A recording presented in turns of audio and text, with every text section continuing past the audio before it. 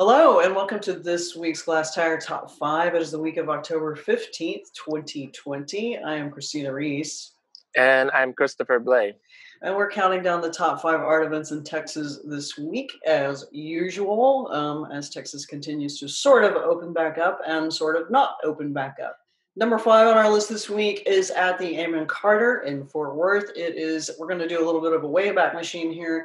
Texas Made Modern, the Art of Everett Spruce. This is a retrospective of this particular painter's work, kind of mid-century of the last century. Texas, sort of regionalist painter, quite progressive, however, and this really covers his career from the 1920s through the 1970s. It's not that he wasn't really well recognized to a degree. I mean, he's got works in the permanent collections of the Metropolitan Museum of Art, MoMA, the Whitney. These are about 50 paintings that have been gathered from private and public collections all over the U.S. He was strangely progressive, and his work started out sort of more surreal, and then it moved into something more abstract, but he was depicting Texas in a way that countered popular ways of depicting Texas at the time. So these are quite kind of visionary landscapes, and some of his contemporaries really admired him, Marston Hartley being one of them. Anyway, the show is only up through November 1st. It's been up for a while. But you can go see it because the Amon Carter is open to the public, of course, with all of the social distancing protocols. And it was curated by the Amon Carter's Shirley Reese Hughes, who's the curator of painting, sculpture, and works on paper with the Carter. Anyway, check it out before it goes away. Number 4 is Casper Fest 2020 in Lubbock. It opens on October 17th. It actually runs through November, or most of November, which is very good news. So full disclosure about Casper Fest, this is its second year. I was its juror last year for its first year. So this is Casper, the Charles Adams Studio Project has done this big national, actually it may have been international last year, I think national open call. And I picked way too much work. We had a lot of fun. And it's in the Big 5 and J Gallery, kind of in the Arts District, the Luca Casp Arts District of Lubbock. And but this year, their juror, this is very cool. It's Amos Paul Kennedy Jr. out of Detroit. He's a world-renowned letterpress printer. And he's only picked 35 artists for the show. I think I picked something like 90. So he was much more discriminating than I am. But it's cool, too. It's so hard. I know. I get narrow it down. I know. I think there's something about him being from Detroit and not Texas that probably really helped that. You and I being from Texas we see a lot of familiar names and faces in these things that we are jurors for, and it's so hard. It's like cutting out your own children or something. We just can't do it. It's nice that they did a letterpress printer because there's a whole lot of letterpress going on in the studio next door to the 5 and J Gallery. A lot of cool stuff comes out of that studio. But another thing to note, number 1 is most of the events around this take place, and there's music and film and all kinds of programming that happens on Saturday. If you're in Lubbock, you can go in person and do it, and there should be a crowd. But you can also live stream all of this, which is new. But one cool thing is we're going to run a really entertaining interview with him on Friday. I'm going to publish it on Friday that was conducted by a frequent Glasstire contributor, Hannah Dean, who's also an artist, and she did a really good, entertaining interview with him about his work and about Detroit and about COVID and about letterpress and about jurying a show like this. And I love this interview, and we'll put it up on Friday, so look for that. But anyway, on Saturday, if you're in Lubbock, go. And if you're not in Lubbock, feel free to live stream. And this time they get to leave the show up for about a month. Last year they had to take it down within a week, and it was quite it was really quite a frenzied thing because there was so much, because I picked way too much work. Okay, number 3 on our list is Fahamu Piku. The show is called Trap Media 3, 7 African Powers. And the show opens at the Conduit Gallery in Dallas on October 17th. The Conduit has shown this work and this artist for a while.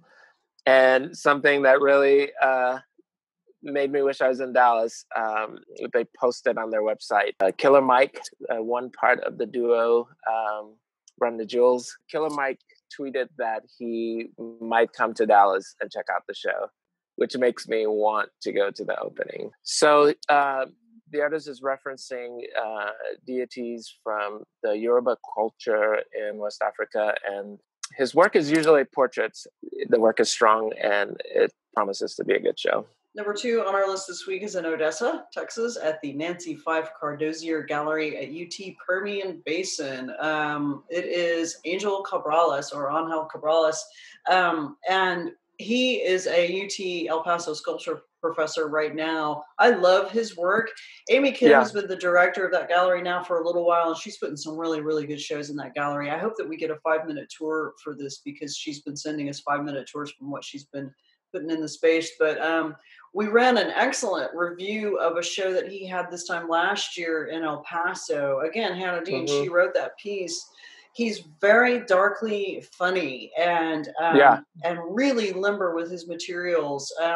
He kind of does this Mesoamerican sort of like, there's a lot of things that are going on with him with mythology and border issues. He does kit bashing with figurines, and he works with kind of military motifs, but there's a kind of like, one of the things he works off of is almost like a parallel timeline or a multiverse where colonialism didn't happen the way that we recorded it. And also, going into kind of pre-Columbian and Mesoamerican sort of technologies that were very real. They were actually pretty advanced. But it's funny, and yes, there's immigration in this work, and there's a lot of kind of political context, but he's really a very sophisticated artist. This should be a good show. If you're in Odessa, do not miss it. And if we're able to show it to you through a tour, we will absolutely do so. Yeah, Angel is a very prolific artist and a really great sculptor. He taught sculpture at Tarrant County College when I was there running the art gallery, and he was in a couple of shows that I curated there. Again, a lot of military, but also strongly political and border adjacent topics in his work. Christopher, the first time I saw his work, I think, was in the Texas Biennial in 2017. Your work was in that show, and y'all's work was kind of just adjacent to one another. Yours was on the wall, and his was sculpture on the floor. He is. He's great. He's been all over the place, including the old Central Track. I had a couple of shows there as well.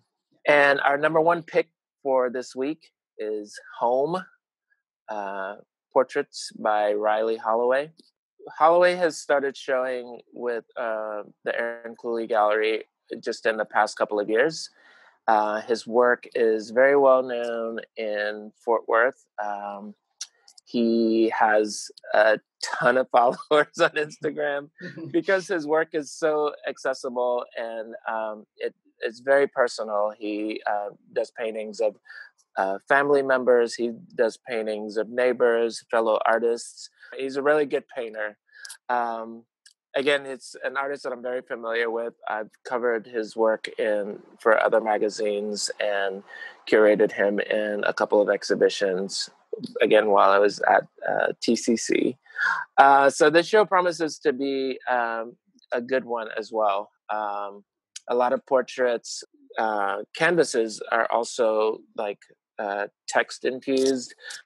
He's even written a poem that sort of ties the work together for this show, and it's going to be part of the catalog that the Aaron Cooley Gallery is publishing and making available on the 17th. I think the first time I saw a lot of his work together was at TCC. You had done a show. There was a lot of it. It was all down the big wide corridor. Yeah, the art corridor. Mm-hmm. Yes. What year was that? Must have been about 2016 or 2017, I would say. Well, you're going to get to see this show at Aaron Cooley. I'm coming in, Riley. Set some time aside so we can chat.